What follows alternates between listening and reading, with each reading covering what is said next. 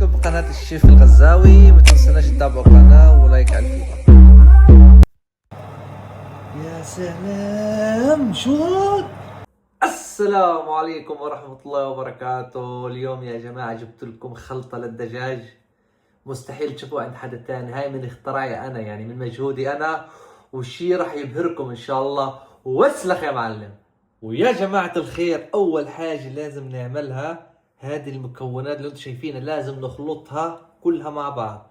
طبعا المكونات انا عندي هنا فلفل حلو مش حار، عندي بقدونس، عندي بصل اخضر، عندي قالب زبدة، عندي هنا بيستاشيو مع الريحان، هذه خلطة جاهزة بتكون، وعندي هنا نص كاسة زيت زيتون، وعندي هنا حبة ليمون اظن نصين، وعندي هنا نعنع، وعندي هنا لبن يعني 3 معالق، وعندي هنا البهارات زعتر وكليل الجبل وفلفل اسود وسبع بهارات وملح، وعندي هنا الشبت.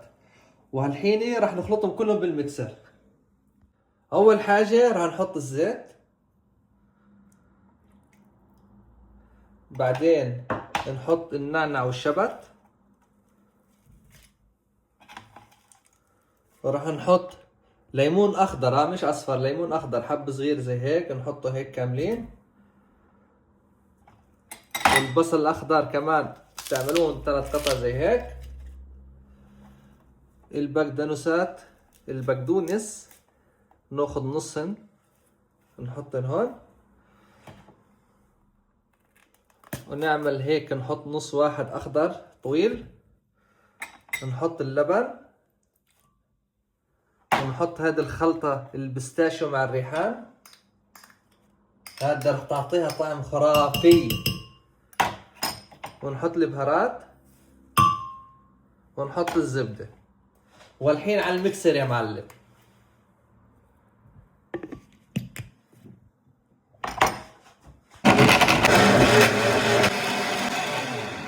وخلصنا ميكسر. وهون يا جماعة خلطتنا لليوم. شوفوا كيف، شوفوا كيف هذه الخلطة بس من عندي أنا.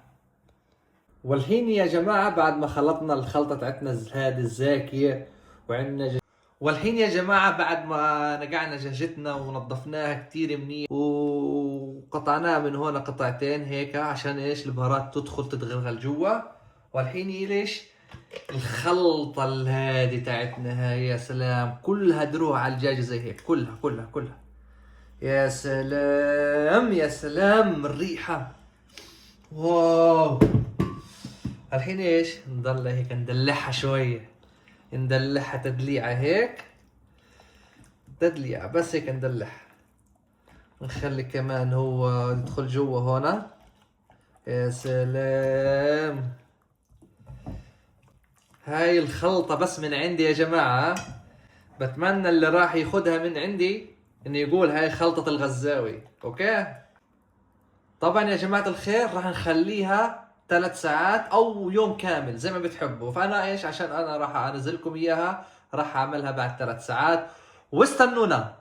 ورجعنا لكم بعد 3 ساعات، وشوفوا كيف التتبيلة كيف هيك جمدت معانا وتغلغلت جوا الدجاجة. الحين راح نمسكها هيك. شوف الدجاج بده تدليع، يعني لازم تمسكوها زي هيك تمام، وتحطوها طبعا قلت لكم الدجاج بده تدليع، يعني هيك دلعوها شوية هيك لانه قبل ايش قبل ما ندخلها الفرن. وناخذ شوية من التتبيلة هاي، راح نخلي شوية منها راح نحتاجها بعدين. اوكي يعني بس هيك شوية نحط هيك فوقيها هيك. يا سلام. وهاي التتبيلة راح اقول لكم شو راح نعمل فيها بعدين. والحين راح نمسك دجاجتنا الحلوة وعلى الفرن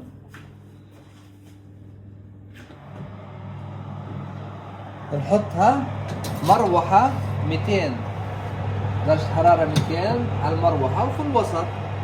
يا جماعة الخير هذه هي التتبيلة اللي زادت معانا. راح نحط عليها شوية عسل، نحط كمان شوية هيك. هيا نحركهم هذولا عشان ايش كل نص ساعة يعني اول نص ساعة نخلي الدجاجة في الفرن، هدول ايش كل بعد نص ساعة ندهن الدجاجة من فوق، يعني حتى ايش يطلع معانا اللون الاخضر اللي بلمع. عارفين الاخضر اللي بلمع؟ هيك راح تكون لون الدجاجة بتاعتنا اليوم. ورجعنا لكم بعد نص ساعة. يا سلام الريحة، يا سلام. شوفوا يا جماعة، شوفوا الحين بعد نص ساعة الخليط تبعنا اللي عملناه ضفنا عليه العسل، نضلنا ندهن زي هيك. يا سلام. اوه يا جماعة جربوها، الريحة واصلة ل70 جار. يا سلام.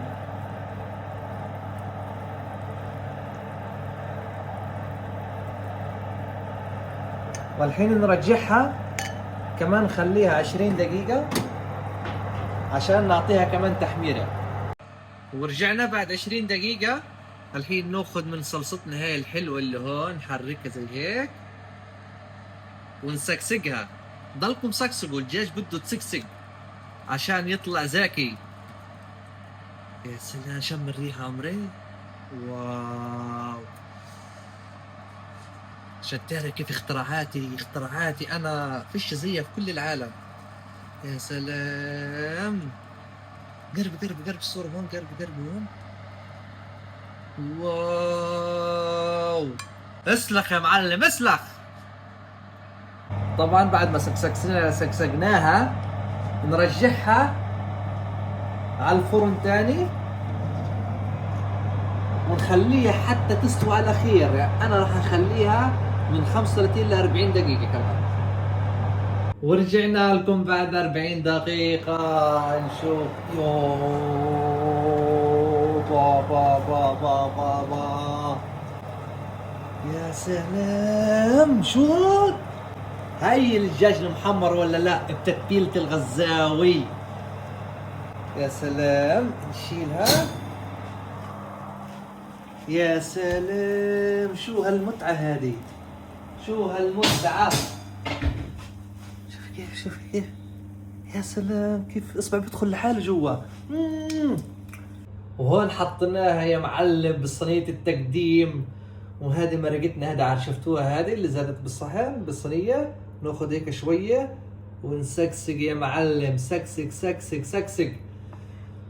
اسلخ يا معلم، قسما بالله اسكى دجاجة تاكلوها بحياتكم. يا سلام. طبعا يا جماعة هيات معانا اسكى دجاجة في العالم. بس هيك انا حابة اضيف عليها شوية بصل مقرمش هيك. يا سلام.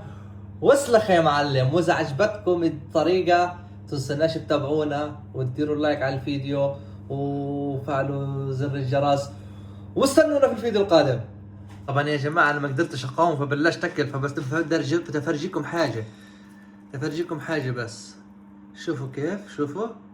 يا سلام.